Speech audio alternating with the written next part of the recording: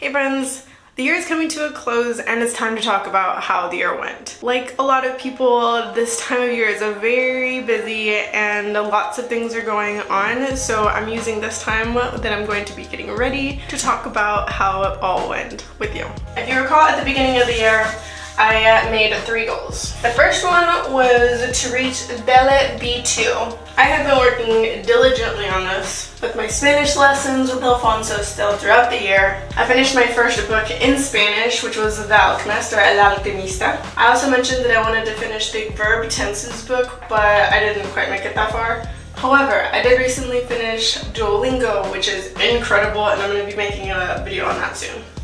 Especially now that they've restructured Duolingo, it's quite different and doesn't even include stories anymore, which is one of my favorite parts. Despite this seeming failure that I could beat myself up about, I am not going to, because I think that I still dedicated lots of time and energy towards this goal, and I feel really good about what little improvements I have been making. There's this theory of learning out there somewhere that when you start learning something new, you make a massive amount of progress because you knew nothing at first and now you know a little bit, which is just so much more than you started with. However, as time goes on, it gets difficult to make any visible progress. I know I'm making some, but it's just not very apparent. Most likely what I'm going to do is keep this as a goal for the next year and continue my progress, however little it may look to me right now. My second goal of 2022 was to visit a national park, and I was really hoping to go to the Grand Canyon. Like, I made it abundantly clear in that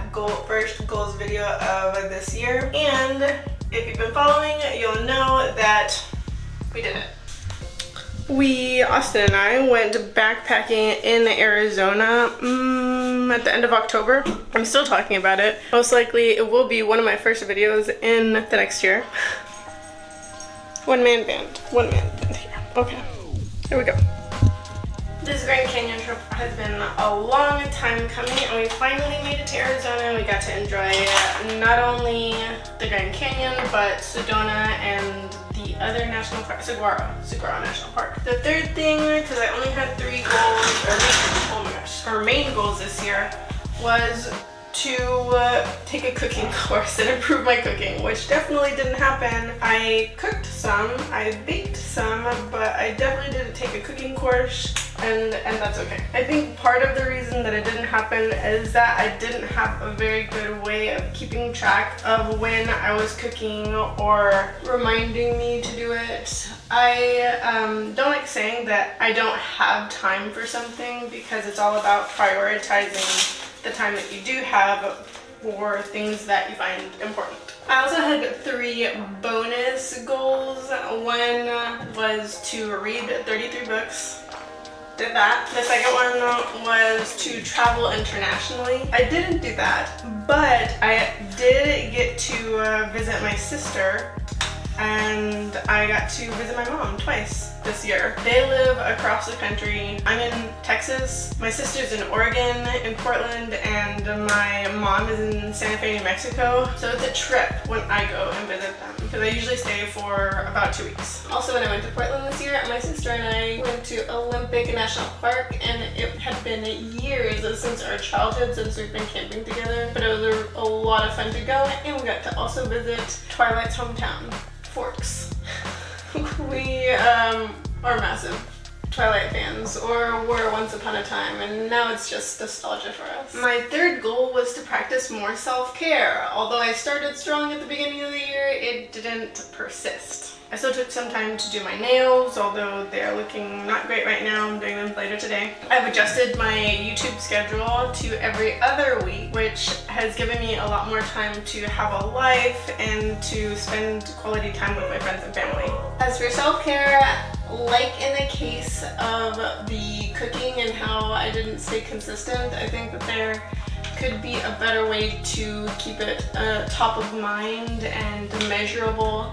So I might try and keep that one also for next year. We'll see. Last year I did a top 5 books of 2022, so let's do that again. Coming in hot in no particular order, we've got Atomic Habits. This book was so good that I had to do a video on it this year about building the habit to floss my teeth. And believe it or not, that has kept. Pretty proud of that one. That being said, I could probably use some of those tools to help me focus on my other goals, the cooking and the self-care ones. Atomic Habits is a self-development book about building habits or breaking a bad habit. The author, James Clear, breaks this down into very manageable steps. For number 2, we've got Upgrade by Blake Crouch. This one's a fictional book. If you like science fiction, you're gonna love this one. Blake Crouch also wrote Recursion and Dark Matter, also 2 books that I loved, and if you read them, then you're gonna love this one. Essentially, what this one is about is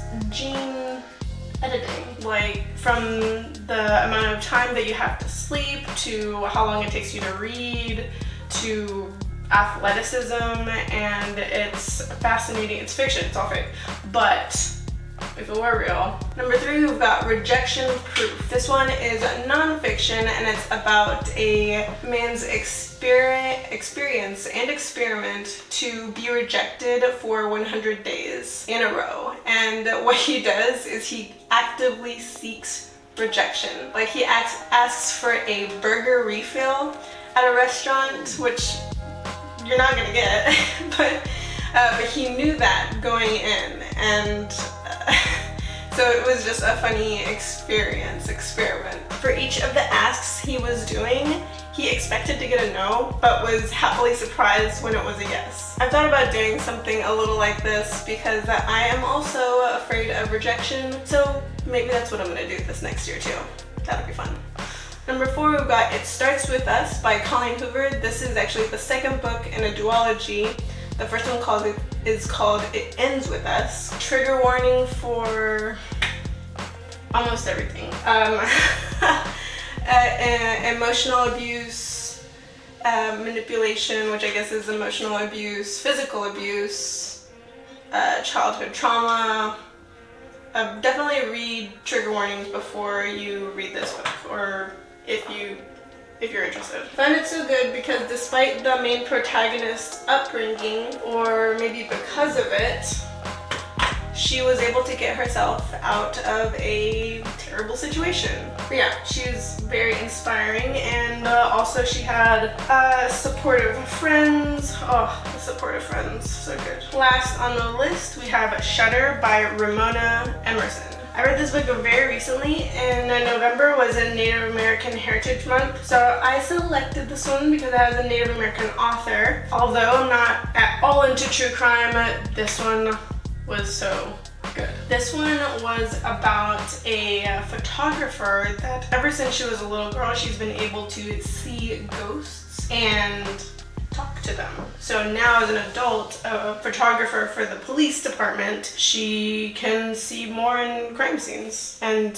help the ghosts that are haunting her. Throughout the book, I thought it was really cool to see the way that reservation life shaped her. I mean, even just a little bit, because her grandmother still lived on the reservation and she went to go visit. And in other points of the book where she experienced racism, which I thought was like very real. And although it's a terrible thing, the realness was appreciated. If you're interested in any of these books, I've linked them in the description below, so yeah, go check them out.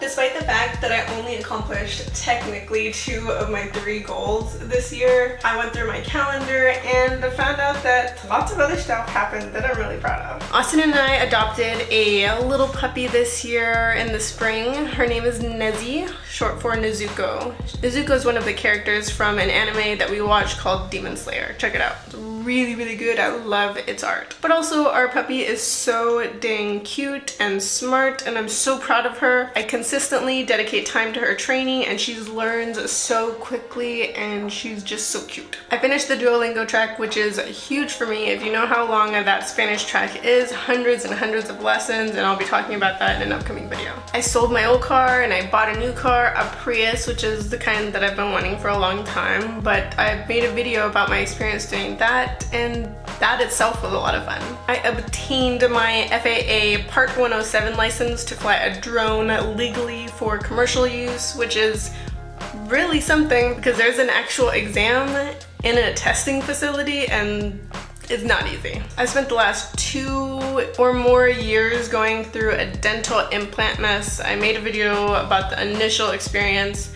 It's been terrible and expensive, but finally it's all done. Again, where self-care is concerned, I'm continuing to work out at the gym and go play tennis, and mentally, at least, my new upload schedule has been tremendous. I also started doing contract work on the side, which is incredible for me. I'm not used to talking myself up. I know that I have the ability to do things like work on website, HTML, CSS, all that, but I get really nervous and have a lot of imposter syndrome where coding is concerned. So even though I can do all of these things, eventually, even if I have to learn on the job, I just get nervous. Most of the nerves come from worrying that I'm about to be fired, but can't fire myself.